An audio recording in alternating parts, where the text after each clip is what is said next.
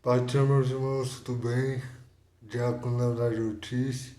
Estou aqui vindo para gravar mais um vídeo. Vai ser edificante para a sua vida e Deus será glorificado, tá bom? Não deixe de curtir, se inscrever no canal, comentar, interagir. Isso é muito importante para nós. Faz um tempinho aí que eu não apareço por aqui, mas Deus colocou um propósito no meu coração.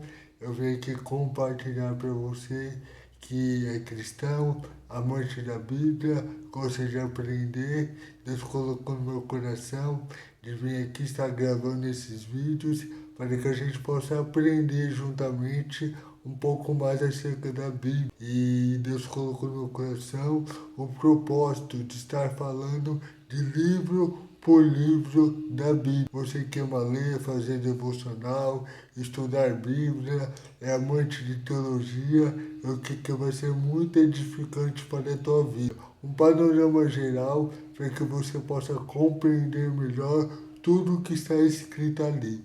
E hoje a gente vai começar com o primeiro livro da Bíblia, que é o livro do Gênesis. Começar pelo nome, né? Gênesis, que no hebraico é Bereshit, e Bereshit é a primeira palavra do livro, né?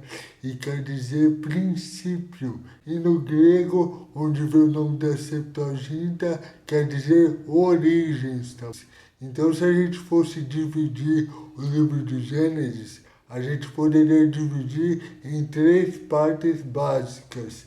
Então, seria capítulo 1 até o capítulo 11, princípio, capítulo 12 ao capítulo 35, patriarcas, e capítulo 36 até o capítulo 50, providência. Então essa é a divisão básica do livro de Gênesis. A gente vai ver que nesses 11 primeiros capítulos vai narrar a origem de todas as coisas, começando claramente pelo relato da criação. A gente sabe que Moisés, que é o autor do Gênesis e do Pentateuco, ele já começa o livro do Gênesis fazendo uma declaração. No princípio criou Deus os céus e a terra. Então Moisés ele já vai partir, né, do pressuposto que Deus é o Criador de todas as coisas. Então, um detalhe importante, a Bíblia não se preocupa em provar que Deus existe, não. A Bíblia ela já parte do pressuposto que Deus existe. Então, tanto é que na primeira frase inaugural da Bíblia já está inserido essa afirmação: quem criou terra e céu foi o nosso Deus. No capítulo 1 e 2, a gente vai ver a narrativa da criação, Deus criando todas as coisas pelo poder da sua palavra. No capítulo 3, a gente vai ter um capítulo fundamental que vai falar acerca da queda. A gente sabe que Adão e Eva, nossos pais, nossos representantes, eles vão desobedecer à voz de Deus, vão comer do fruto e pecar contra Deus. E a gente sabe que através disso, o pecado e suas consequências entrou na história da humanidade. Então esse é o capítulo 3.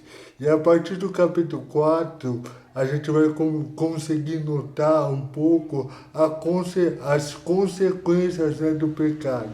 A gente vê ali no capítulo 4 que Caim mata Abel, a gente vê no capítulo 6 que a humanidade se corrompeu e desse modo Deus vai trazer juízo para toda a terra através do dilúvio. E posteriormente outro capítulo importante é o capítulo 11, né?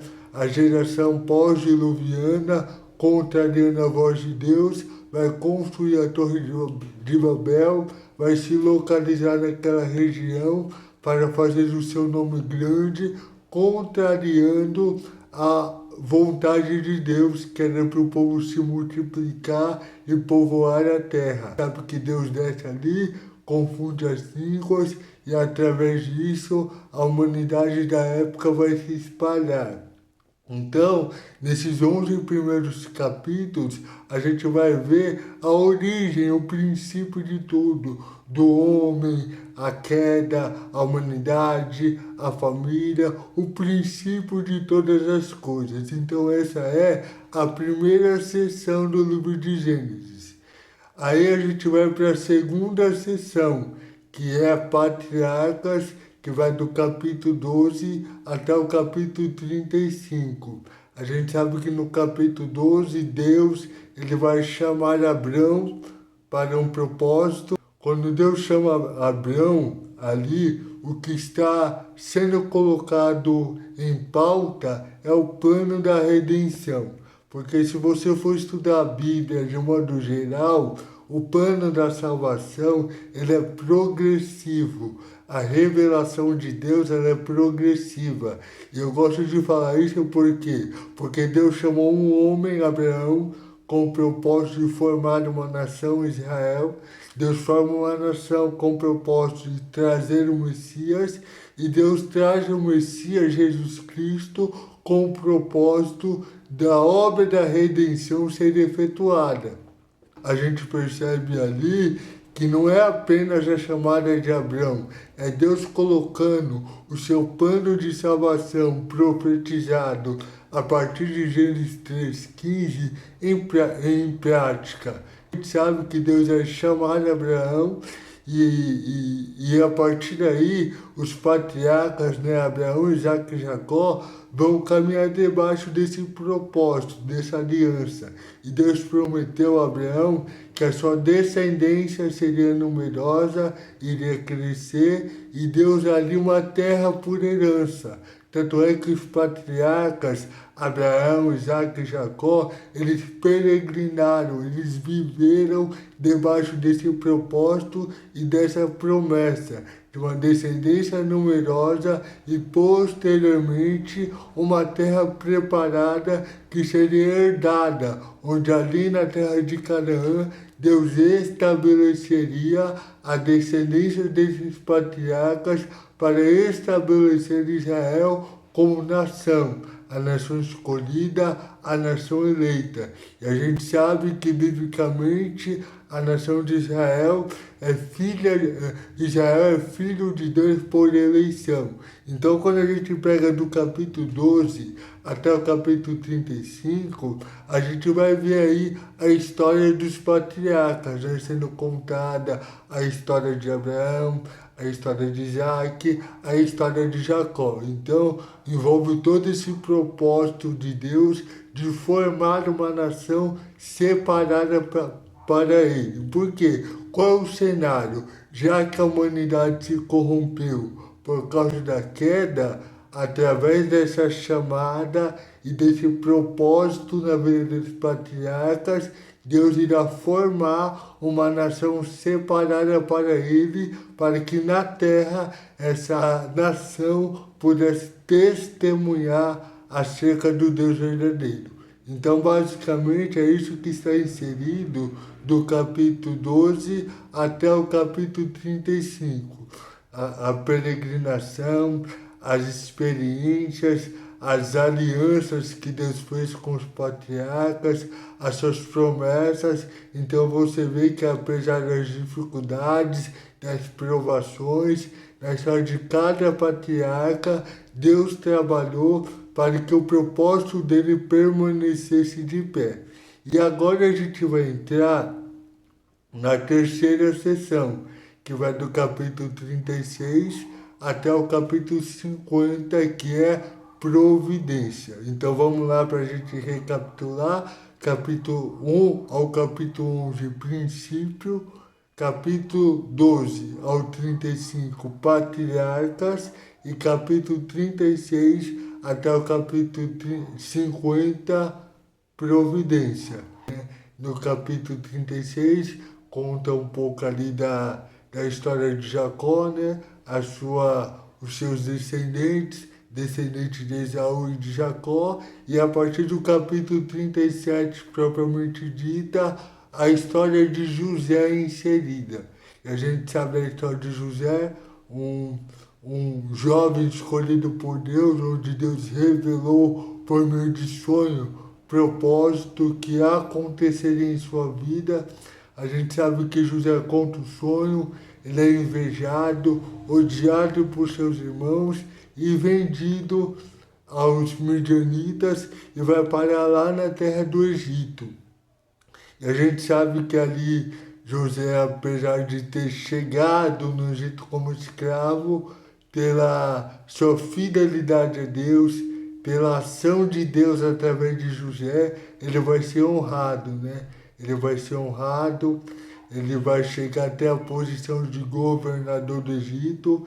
E outro detalhe importante que eu gosto de frisar, porque quando eu falo que essa sessão, a temática é providência, é pelo seguinte fato: José não chegou àquela posição de governador apenas pela sua fidelidade. É lógico que a fidelidade a Deus fez com que Deus o colocasse naquela posição.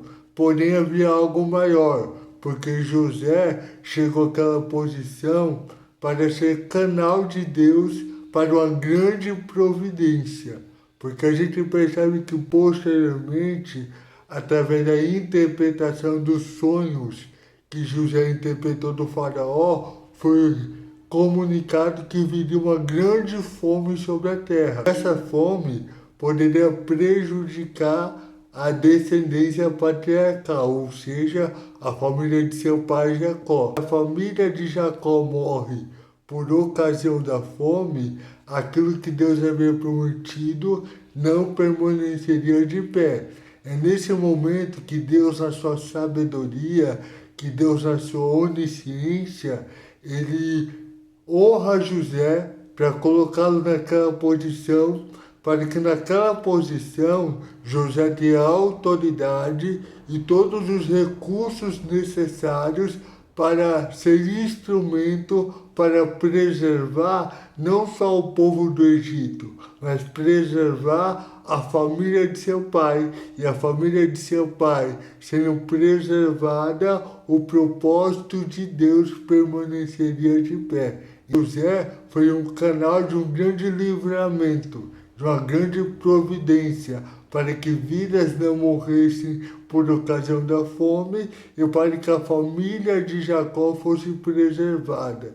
Tanto é que José, na autoridade que ele tinha, através dos acontecimentos ali com seus irmãos, que ele manda chamar o pai dele ao reencontro, ele revela que é José para os irmãos, ele encontra o seu pai posteriormente e vai convidar o seu pai para descer ao Egito, habitar na terra de Gozém, e ali eles seriam cuidados, preservados, e o plano de Deus permaneceria de pé.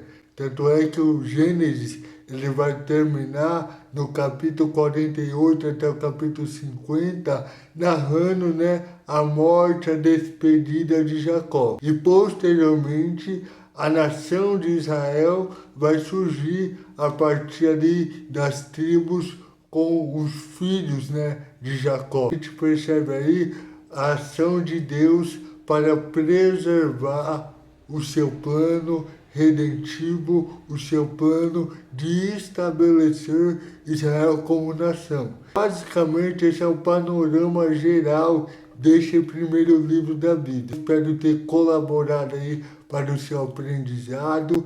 Este é o nosso primeiro vídeo falando sobre o livro de Gênesis, mas estaremos soltando o segundo vídeo falando sobre o livro de Êxodo, tá bom? Êxodo é um livro que eu particularmente gosto muito, então a gente vai estar aqui dando continuidade a essa jornada, juntos aprendendo mais acerca da Bíblia, da palavra, de cada livro especificamente. Não esquece de se inscrever no nosso canal, de curtir, é muito importante para nós, de deixar o seu comentário e juntos estaremos aí nessa jornada crescendo para a glória de Deus. Um grande abraço, que Deus te abençoe.